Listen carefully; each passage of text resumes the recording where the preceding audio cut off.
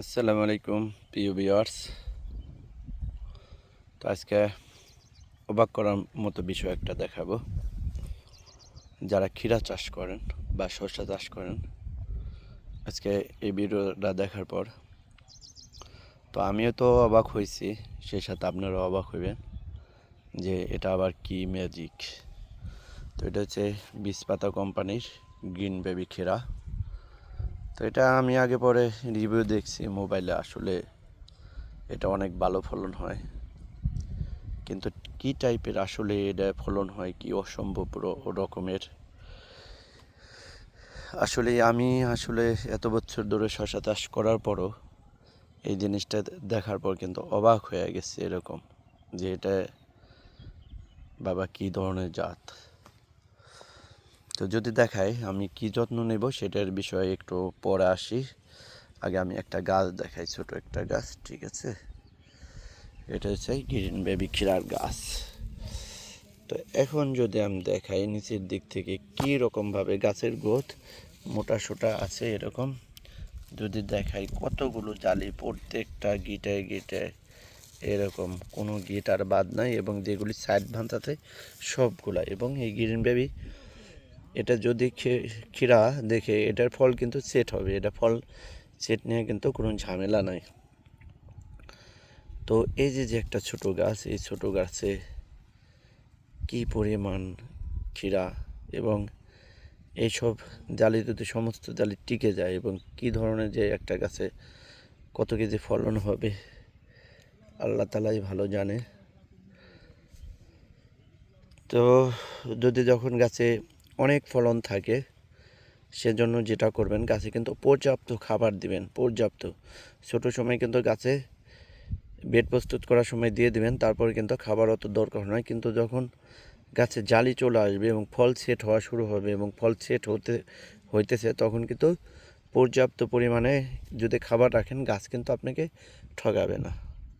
আরেকটা জিনিস বলি যে এগুলি মাটি, মানুষের সাথে বেইমানি করবে, মাটি কিন্তু গাছ কিন্তু আপনার সাথে কখনো বেইমানি করবে না। আপনি যদি অল্প কিছু টাকার জন্য যত্নটা ঠিকমতো না নেন, তাহলে কিন্তু আপনি সেই কাঙ্ক্ষিত ফলন আসবে না। আমি যেদিকেই যাই, যে গাছগুলোতে দেখি যে কি পরিমাণ অসম্ভব রকম, আর গাছের কালার গ্রোথ সব কিছু দেখলেই তো মনে, এই যে সাইড বাঁধ এবং উপরের দিকে যদি দেখায়, এটা কিন্তু শশা আছে, তারপরে ওই সাইডে এরকমভাবে এটা গ্রিন বেবি ক্ষীরা হলো অনেকটা, এটা দেখতে অনেকটা শশা টাইপের।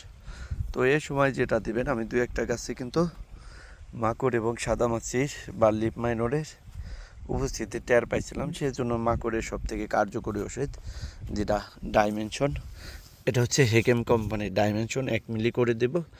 আর হচ্ছে আপনারা এটা রিপ করে দিতে সাইপারমেথ্রিন, আপনারা তো কিন্তু ইমিডাক্লোপিডও দিতে পারেন বা তার সাথে ক্যাপসারও দিতে পারেন।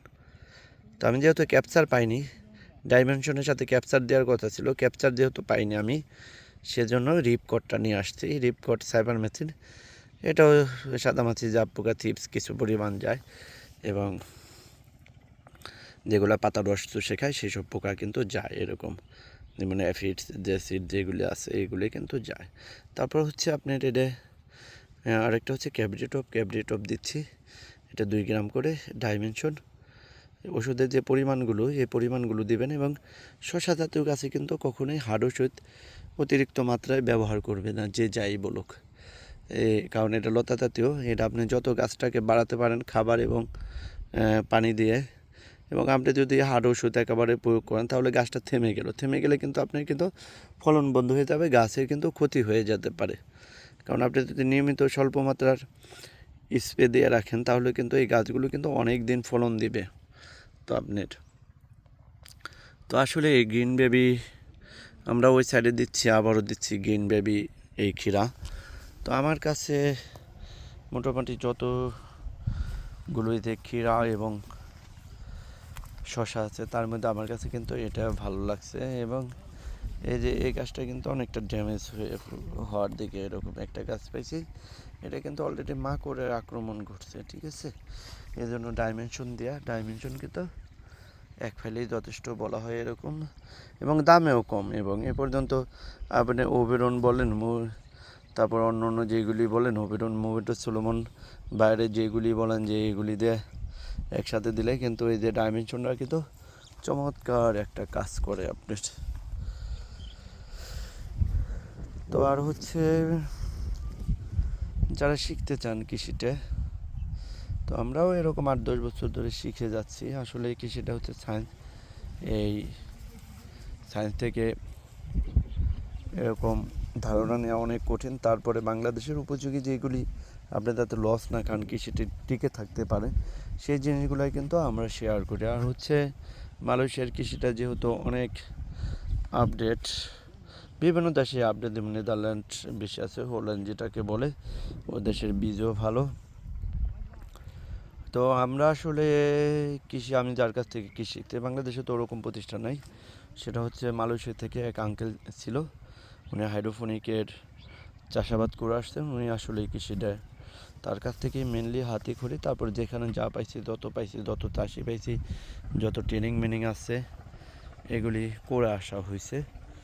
তারপর হচ্ছে কৃষিটা ভাই অত সহজ না যে ইউটিউব দেখলাম, ইউটিউব দেখে করে ফেললাম। আপনি প্রতিনিয়তই সমস্যার সম্মুখীন হবে। এটার জন্য যারা কৃষির কিন্তু আমরা যেগুলি ইউজ করি সিক্রেট বা গোপন বিষয়গুলি কিন্তু রাখি না। আমরা কৃষক, অন্য একটা কৃষক যাতে ভিডিও দেখে কৃষিটা শিখতে পারে সে চেষ্টা করি। এই গাছটাকে যদি দেখায় এরকম, এই গাছটা যদি দেখায় যে কতগুলো ফলন আসলে আসছে, এই গাছটা দেখেন নিচের দিকে যদি দেখায়, ফলন আর ফলন, ঝোপালো যত শাখা পোশাখা আছে, যে আমিও জানতাম না আসলে এই গ্রিন বেবি, এই ক্ষীরাটা এত অসম্ভব রকমের এত ভালো একটা ফলন দেয়।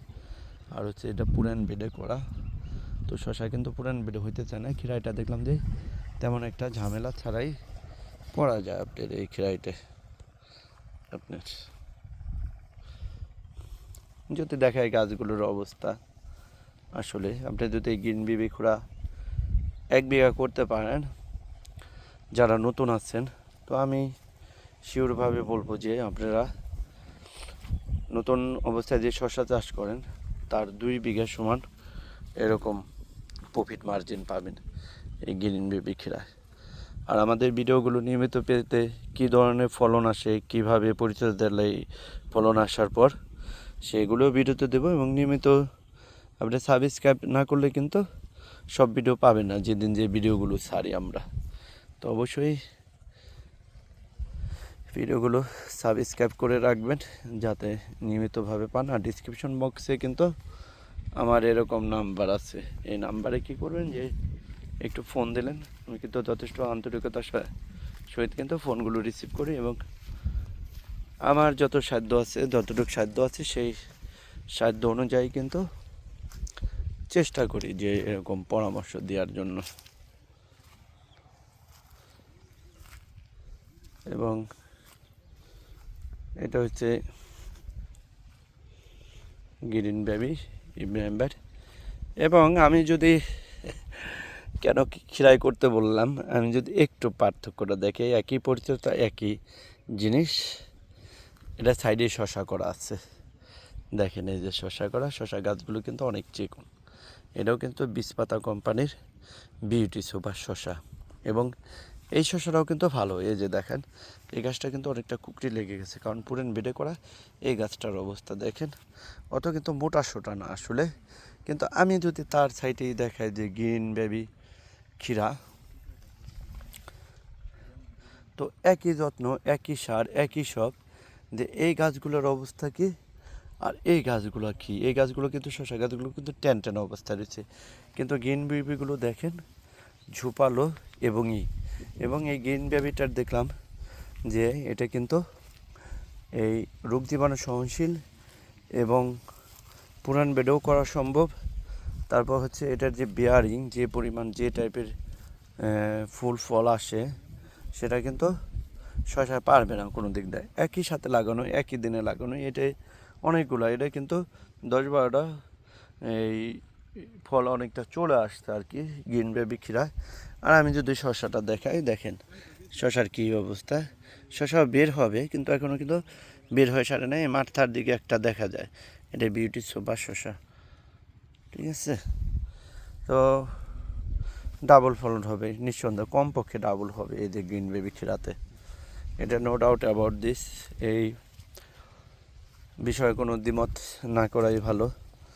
আর আল্লাহ তাআলা জানে যে এই পুরান বেডে করা এগুলি কী পরিমাণ হবে, তারপরে যত্ন যেভাবে নেওয়ার আমরা কখনো আশা ছেড়ে দেই না।